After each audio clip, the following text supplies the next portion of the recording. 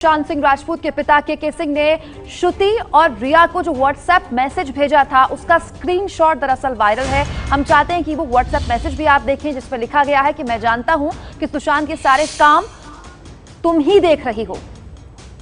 वो अभी किसी स्थिति में है, इसके लिए बात करना चाह रहे थे। सुशांत से बात हुई तो उसने वो कह रहा था कि मैं बहुत परेशान हूं।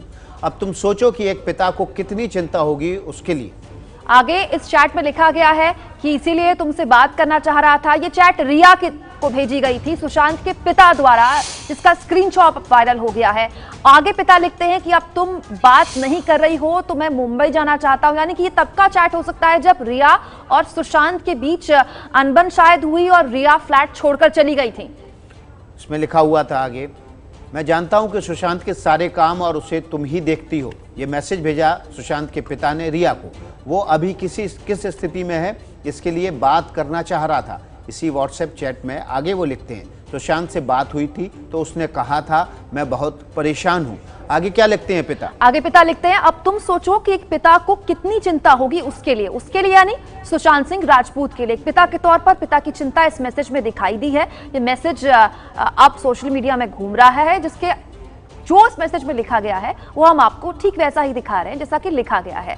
ये एक पिता का मैसेज है रिया को अपने बेटे को लेकर। आगे वो लिखते हैं, इसलिए तुमसे बात करना चाह रहा था, अब तुम बात नहीं कर रही। किससे? सुशांत से।